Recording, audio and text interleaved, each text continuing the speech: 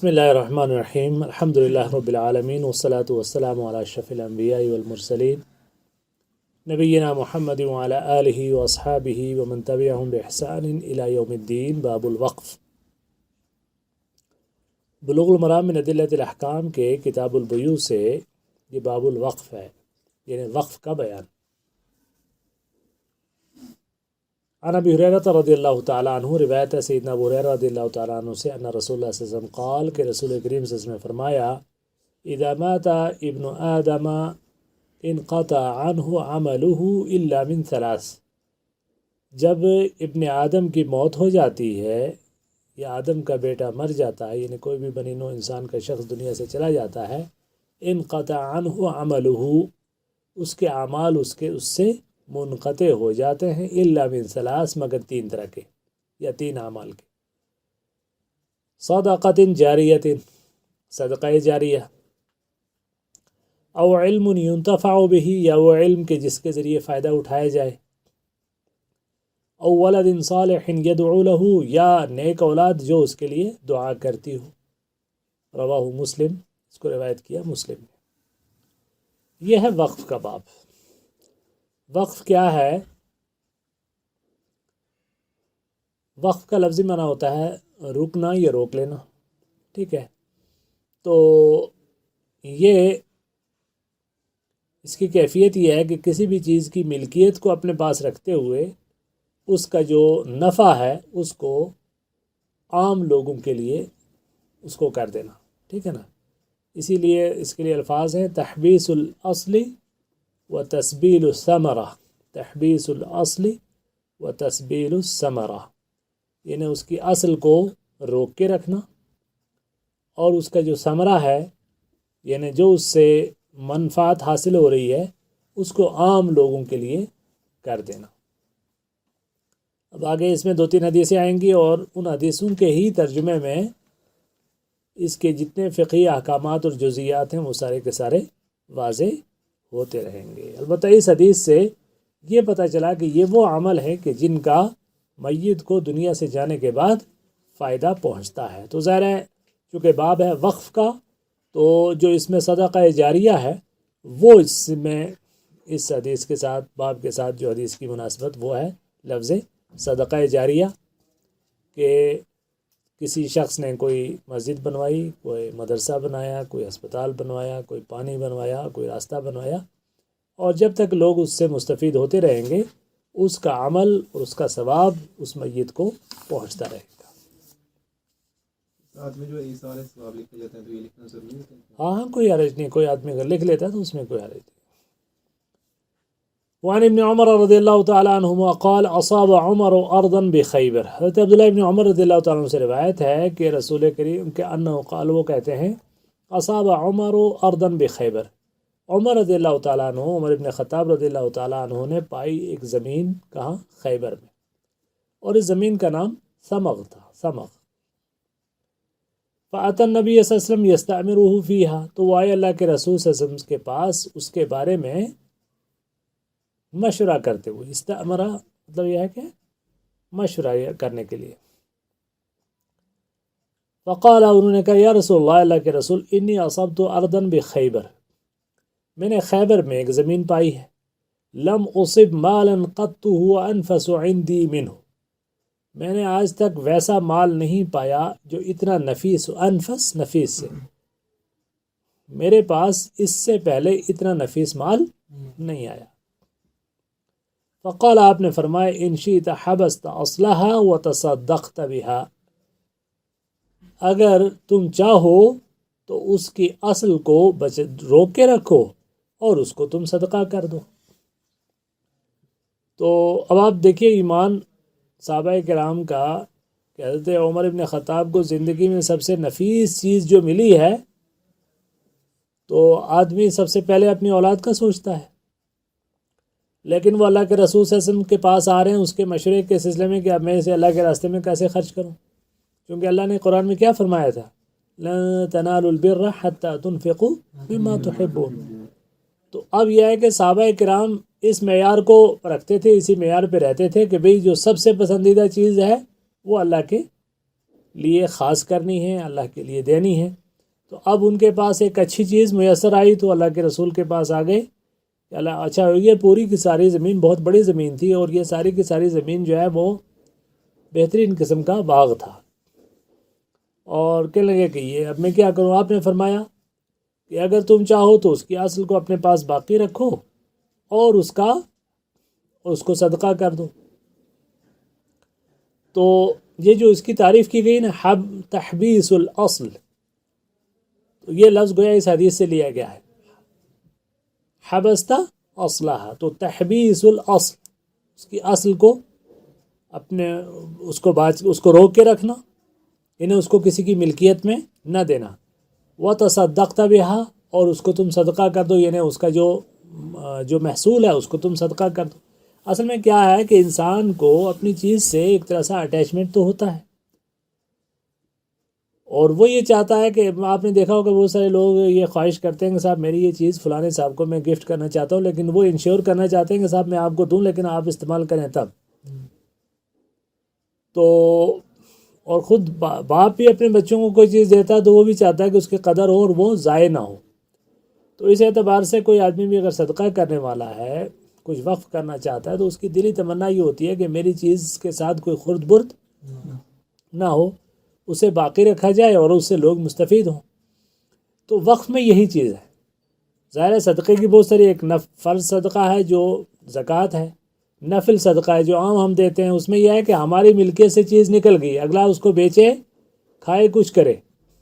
لیکن وقف میں جو انسان کی جو ایک طبیعت ہے، اس طبیعت کو گویا ایڈریس کیا گیا ہے کہ صاحب آپ کے لیے یہ ایشورٹی قیامت تک کے لیے ہوگی کہ جی اس چیز کو آپ نے اللہ کے راستے میں دیا، یہ جب تک یہ چیز باقی رہے گی اس کو نہ کوئی بیچ سکتا ہے، نہ یہ کسی کے ورثے میں جائے گی، نہ یہ کسی کو گفٹ کی جا سکتی ہے، آپ نے جس مقصد سے دیا وہی مقصد رہے گا۔ اس لیے فقہاء نے لکھا ہے کہ شرط الواقف کا شرع الشارع، شرط الواقف کا شرع الشارع، کہ وقف کرنے والے کی جو شرط ہے وہ شریعت کے حکم کا درجہ رکھتی ہے۔ اس نے کہہ دیا یہ اللہ کے راستے میں ہے یا فلانے مصرف میں ہوگی، تو اس مصرف کو بدلنا کسی کے لیے بھی جائز نہیں ہے، جو متولی ہے اس کے لیے بھی جائز نہیں ہے۔ تو یہ ہے وقف کا بنیادی فلسفہ۔ ان شئت حبست اصلها وتصدقت، قال فتصدق بها عمر، تو کہتے ہیں کہ حضرت عمر رضی اللہ عنہ نے اس کو صدقہ کر دیا۔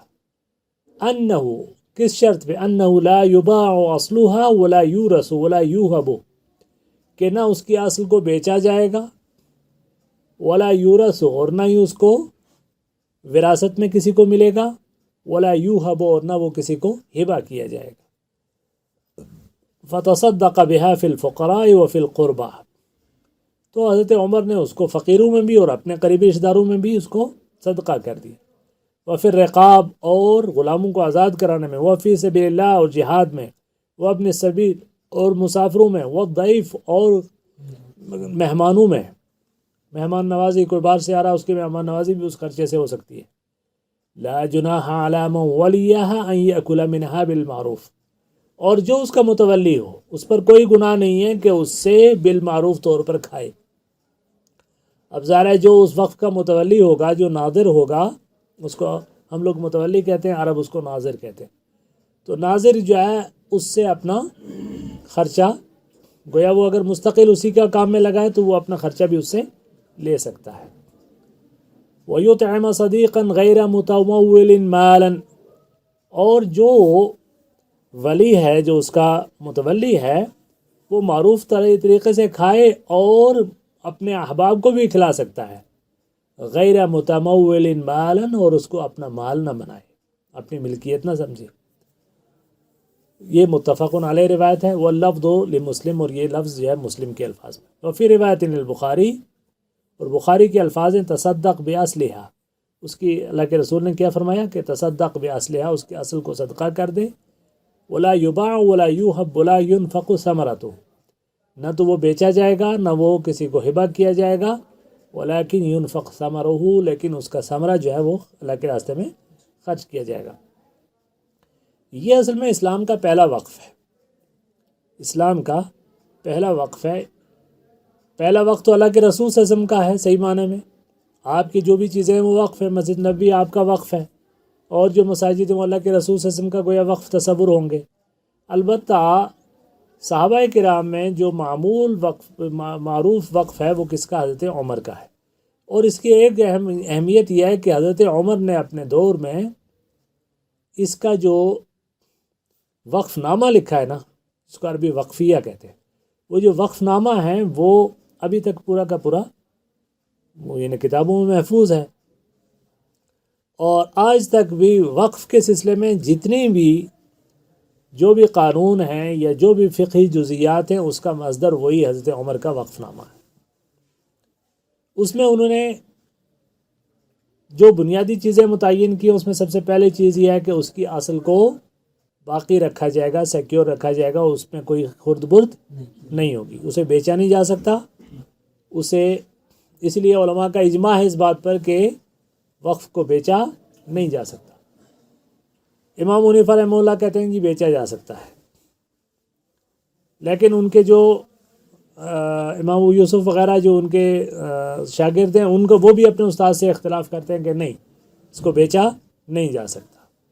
امام احمد نے درمیانی بات کہی ہے، مجھے لگتا ہے کہ وہ بات آج کے حالات میں زیادہ اپلیکیبل بھی ہے. انہوں نے کہا کہ صاحب وقف کسی صورت میں بیچا نہیں جا سکتا، لیکن اگر وقف اس حد تک اس قابل ہی نہ رہے کہ اس سے کوئی نفع اٹھا سکے تو پھر اس کو بیچ کر اس قیمت کو دوسری جگہ اسی مصرف میں لگایا جا سکتا. تو یہ بات گویا انہوں نے ایک ایسی کی کہ جو قابل عمل ہے. تو پہلی بات تو کیا اس میں ثابت ہوئی حضرت عمر کے وقفیہ میں کہ اس کو بیچا نہیں جا سکتا. دوسری بات جو ان کے وقف نامے میں ہے، انہوں نے متولی بھی متعین کر دیا ہے. متولی حضرت حفصہ ام المومنین رضی اللہ تعالیٰ عنہ جو آپ کی بیٹی ہیں، ان کو انہوں نے کہا کہ میرے بعد جو ہے حضرت حفصہ اس کی متولی ہوں گی. پھر مزید یہ بتا دیا کہ حفصہ کے بعد الاکابر من آل عمر، عمر کے اولاد میں سے جو بڑے ہوں گے وہ اس کے متولی ہوں گے. ٹھیک ہے. چوتھی بات انہوں نے یہ کہی کہ اس سے استفادہ فلانے لوگ کریں گے، اور پھر اس میں متولی کے لیے بھی یہ اجازت دے دی کہ وہ اس میں سے کھا سکتا ہے. اس نقطے سے علماء نے یہ استدلال کیا ہے کہ وقف کرنے والا اگر اس میں سے اپنے لیے کچھ کرے، اپنی اولاد کے لیے کچھ کرے تو وہ بھی کر سکتا ہے. وقف کرتے ہوئے نیت کو واضح کرنا اور اس نیت کو تحریر میں لانا ضروری ہے تاکہ بعد میں شکوہ نہ بنے. تو اس میں اگر کوئی آدمی، مثال کے طور پر آپ ایک عیدگاہ کی جگہ وقف کرتے ہیں، آپ کہتے ہیں جی یہ جگہ جو میں نے 1 کنال 2 کنال عیدگاہ کے لیے وقف کی ہے، اس میں مسلمان آ کے نماز پڑھیں گے، یہ مسلمانوں کی ملکیت ہے اس اعتبار سے، اور میں نے اللہ کے راستے میں وقف ہے، لیکن اس کا جو گھاس ہے وہ میں استعمال کروں گا. تو وہ بالکل ایسا کر سکتا ہے. یا کوئی آدمی کہے کہ صاحب یہ جگہ میں نے دے دی ہے مسجد کے لیے، یہاں میں مسجد جو ہے آپ بنا لیں، لیکن مسجد میں ایک حجرہ میں اپنے لیے رکھوں گا کہ تاکہ میں مسجد کے قریب رہوں، میں حجرے میں رہوں گا، میرے بعد میری اولاد رہے گی، اس میں کوئی حرج نہیں. یا وہ کہتا ہے کہ صاحب یہ مسجد میں نے بنا لی ہے اور اس مسجد کے نیچے جو دکانیں ہیں وہ مسجد کے لیے وقف ہیں، البتہ ایک دکان میں اس میں سے اپنے لیے رکھوں گا. تو اس طرح کی مشروط وقف جو ہے وہ آدمی کر سکتا ہے، لیکن یہ شرط اس نے پہلے رکھنی ہے. تو حضرت عمر نے بھی اسی طریقے سے اس اپنے وقف نامے میں یہ ساری وضاحتیں کی ہیں، بلکہ اس حد تک بھی کی ہے کہ میری اگر کوئی بیٹی واپس آ جائے اپنے گھر شوہر سے متعلقہ ہو کے یا بیوہ ہو کے واپس آ جائے تو وہ بھی اسی سے کھائے گی. ٹھیک ہے نا. تو یہ جو وقف نامہ حضرت عمر کا یہ بہت اہم ہے. میں نے چونکہ وقف پہ ایک کتاب لکھی چھوٹی سی، تو اس میں جو بنیادی مصدر ہے جس پہ پوری ہے، تو یہ اصل میں مدینہ میں ایک وقف پر سیمینار ہوا تھا مدینہ کے اوقاف کی طرف سے. اس میں جو مقالہ جات پڑھے گئے وہ پہلے سے چھپے ہوئے وہاں رکھے تھے اور بڑی اچھی حالت میں تھے. تو میں نے دیکھا اس میں بہت زبردست چیزیں تھیں. حضرت عمر کا وقف کا تذکرہ تھا، اللہ کے رسول صلی اللہ علیہ وسلم کے اوقاف کا ذکر تھا، پھر صحابہ کرام کے مختلف اوقاف کا ذکر تھا، اس کی تاریخ تھی، پھر اس میں فقہی احکام تھے. تو وہ چیزیں بڑی اہم تھیں. تو اس لیے میں نے اس کو ان سارے مقالہ جات کو لا کے جمع کر کے اس کا ترجمہ کر کے اس کو ایک ترتیب دے کے کتاب کی صورت میں اردو میں اسے میں نے کیا. تو وہ چھپ چکی، جریدہ ترجمان میں کئی قسطوں میں چھپی. تو یہ جو ہے ایک طرح سے چونکہ وہ مضامین میرے ذہن میں تازہ ہیں تو میں نے آپ کے سامنے بیان کیے. وعن ابی ہریرہ رضی اللہ تعالیٰ عنہ قال بعث رسول اللہ صلی اللہ علیہ وسلم عمر على الصدقہ الحدیث وفيه فأما خالد فقد احتبس أذراعه وعتاده في سبيل الله متفق علیہ. حضرت ابو ہریرہ رضی اللہ تعالیٰ عنہ سے روایت ہے کہ رسول کریم صلی اللہ علیہ وسلم نے بھیجا عمر رضی اللہ تعالیٰ عنہ کو صدقہ پر، انہیں زکوٰۃ وصول کرنے کے لیے بھیجا. اور یہ لمبی حدیث ہے، اور اس میں یہ ہے کہ فاما خالد پس خالد رہے خالد فقد احتبس أذراعه وعتاده في سبيل الله، تو انہوں نے تو اپنی تمام زرہیں اور اسلحہ اور ساز سامان اللہ کی راہ میں وقف کر دیا. اور یہ واقعہ ایسا تھا کہ جس میں 3 لوگ ایسے تھے جن کے بارے میں یہ تھا کہ ان کے یہاں سے زکوٰۃ ابھی نہیں پہنچی. ایک اس میں ابن جمیل نام کا کوئی شخص تھا، تو اور دوسرا جو ہے حضرت عباس بن عبد المطلب تھے، حضور کے چچا. تو حضور نے فرمایا کہ عباس کی زکوٰۃ تو میرے ذمہ ہے، وہ میں دوں گا، میرے چچا ہے. اور جو یہ ہیں ابن جمیل کے بارے میں کہا کہ اس کو اللہ تعالیٰ نے اتنا کچھ مال دیا اور اب وہ جو اللہ کے راستے سے دینے سے جو ہے گویا آپ نے ناراضگی کا اظہار فرمایا اس کے بارے میں.